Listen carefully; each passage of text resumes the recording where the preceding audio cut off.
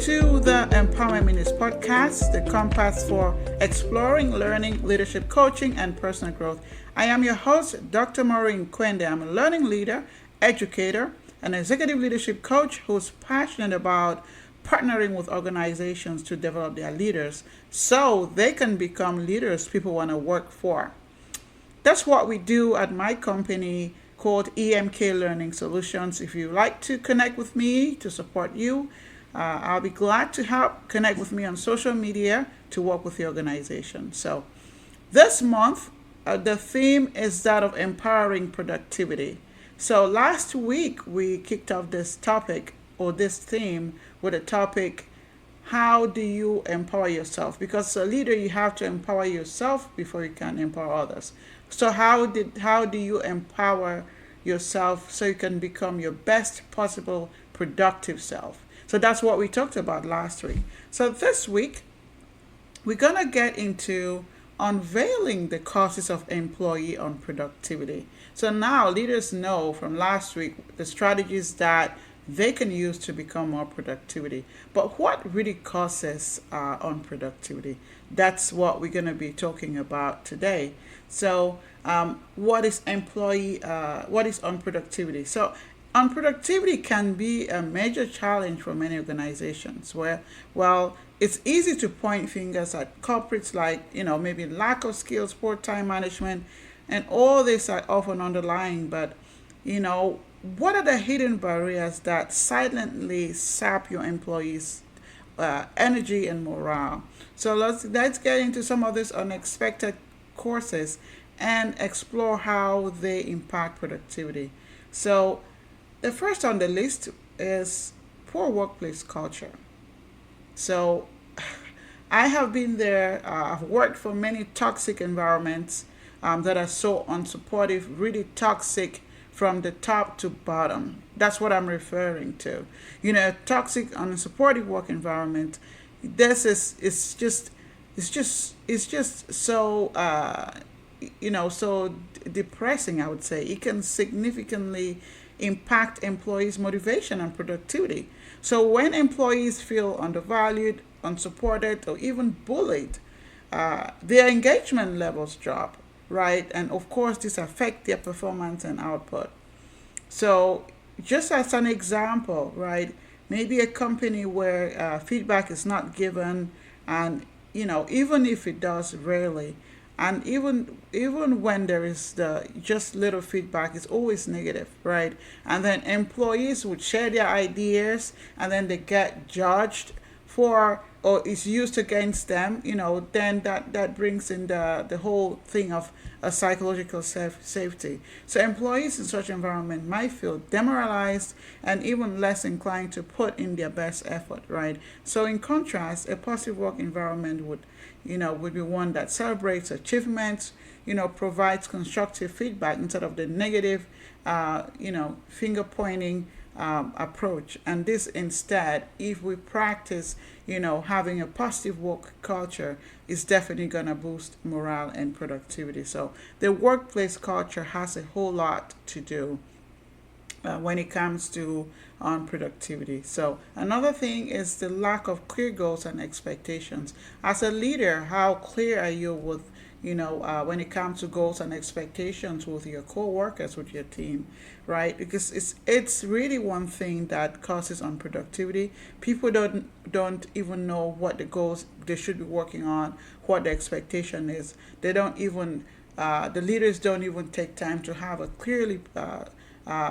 clear process to make sure that employees understand what the expectations are and to be able to show up. And so when employees are unsure about what is expected of them, and then how their work contributes also to the bigger picture, it becomes very disengaging and lack of directions, right? It's like getting on an elevator and not knowing which floor you're going to. So as a leader, you have to be able to provide clear goals and expectations. They're there to work.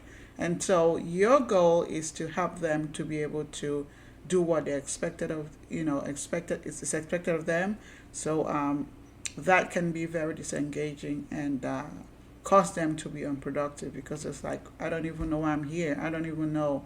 And of course, that would lead to them feeling unvalued or maybe not even wanted, right? Another characteristic is that of inadequate recognition and rewards. This is another one that is really spot on. Recognition and rewards play a crucial role in motivating employees, right? We're looking at both intrinsic and extrinsic motivation as well. When hard work goes unnoticed, employees feel that their effort are in vain and they're like, why should I even care? Right? And this leads to decreased productivity. It is important for leaders to regularly acknowledge and reward their team members. So, how do you do that? Even in your team meetings, even things as simple as emails, just revisit your reward and recognition processes. Are they up to par? Maybe you want to create a survey just so you can get some feedback how employees feel about being recognized and rewarded. And that's an opportunity for you to make some changes. If things are going well, good and fine. But if if you're noticing that there is a lack of productivity, checking your recognition and rewards would definitely tell you if if that's something that is being done or not. So once you as a leader make it a duty to regularly acknowledge and reward your team, it helps to make them even more productive. Now another one is poor work-life balance, and it became even more pronounced after the COVID, right? It's employees feeling that they are overworked and stressed out, and so it leads to burnout, and so it impacts their performance. They cannot perform at optimal level. So when a leader is it's not able to give employees those just choices. Most people are maybe parents, working moms especially. They want some time to be able to work. Maybe take time to also attend to some of their needs. Maybe they want to have some time to work from home sometimes. All of those things are things that you have to put on the table, and make sure that your employees are not feeling unproductive as a result of that. And so we've talked about setting clear expectations. That is also part of ineffective communication, right? Because it creates misunderstanding. And when you're not clear, people think, oh, this is what it means when it's not what it meant. There is duplicate work, mistakes, all of which can hinder productivity. No one wants to waste their time and do work that is pointless, right? You could use that time and do something else. So as a leader, you want to be able to have clear communication channels and make sure that information is shared efficiently, effectively, right?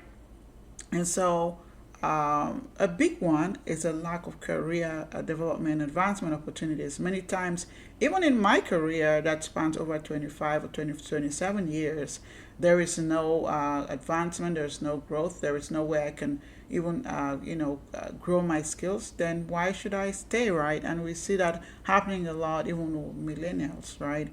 So when there is a lack of career development and advancement opportunities, this definitely leads to unproductivity. Employees don't feel, or they don't even see a clear path of growth within the company. And sometimes it's top heavy that there is no room for people to even get promoted to other roles. So the demotivation, or they're demotivated, or their motivation can wane, right? And this leads to disengagement and reduced effort, right? So, for example, an employee has been in the same position for so many years, has requested advancement or professional development opportunities, nothing is happening. Sometimes, even to go to a conference, they have to pay out of pocket because the organization does not provide those opportunities. This, therefore, can lead to lack of motivation and decline in productivity. And of course, high turnover, right? They want to go where they're valued and given opportunity to grow. Okay, how about compensation money? Yes, we cannot have this conversation without talking about money, about being, compensated. Compensation is a crucial element for employee satisfaction and productivity. Employees, when they feel that they're not adequately compensated for their efforts, then why should they be motivated? Why do they even want to commit? Why do they even want to do the work? right? Imagine, say, you have an employee who feels their hard work and dedication does not reflect their paycheck. Then they have all these bills to pay. They still have to show up at work. They still have to put on that smile and be able to lead by example. How is that how can that happen without them feeling frustrated?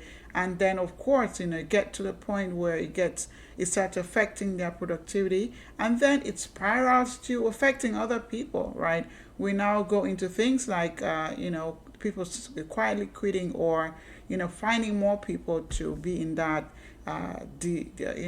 depressed or frustrated stage, and before you know it, you have a whole section of your team who are not productive, and of course you're losing money, right, as an organization. So it just has so many disadvantages.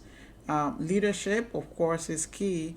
Leadership is influence, nothing more, nothing less. Everything rises and falls on leadership.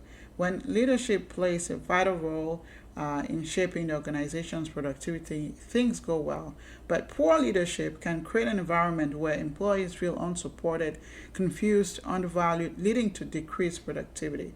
For example, a leader who's a micromanager, who does not provide clear direction. It's all about, tell me what you're doing at every second in time, does not provide support. It's about, just being in control of people's schedules. Of course, that stifles creativity and initiative, and there's a lack of motivation among employees. I can tell you so many examples or stories about poor leaders, micromanaging and doing all these things in my career. That's not what we want, right? And then what about equity and equality issues? This also contribute to unproductivity. When employees perceive an unfair treatment or lack of those opportunities, everybody wants to feel fairly treated, heard. People want to don't want to be in a situation where they feel micromanaged, not micromanaged, marginalized, discriminated against. All of this affects their productivity. So you can see that it's a long list. Of course, it leads to loss of trust in the company's commitment to fairness when it comes to those equality issues. So, and then we have also signs where leaders not practicing psychological safety. I talked about psychological safety in the month of June when we're looking at compassionate leadership, right? It's important as a leader to address this issue. Leaders who do not practice psychological safety can inadvertently stifle productivity. So there are so many clear signs like this. For example, lack of communication. Employees feel afraid to voice their opinions and concerns. There is the blame culture, right? We talked about culture all the way in the beginning. When mistakes are met with punishment rather than being seen as learning opportunities, the perfectionist culture, where leader presents themselves as they can never make mistakes, and then before you know it, and of course that's not being honest, because everybody makes mistakes. It now starts building, a culture that is of love, mistrust and all that. So recognizing this steps is, the first step to create a more supportive and productive workplace. So now that we have identified all the list of all, this, things that cause, lack of productivity in the workplace, I'm curious, what can you add to this list, right? To heighten our awareness as leaders, so we can be more intentional to create a productive workplace. So I would like to stop here and thank you for tuning in to this insightful episode. I would like to hear your comments and thoughts. Share, what other challenges you experience, and then next week we're going to talk about what are some strategies that can be put in place to overcome this issue. So until next time, I want to thank you so much for tuning in. Be safe, be well, and I'll see you same time next week. Remain blessed. This is Dr. Maurine Kwende signing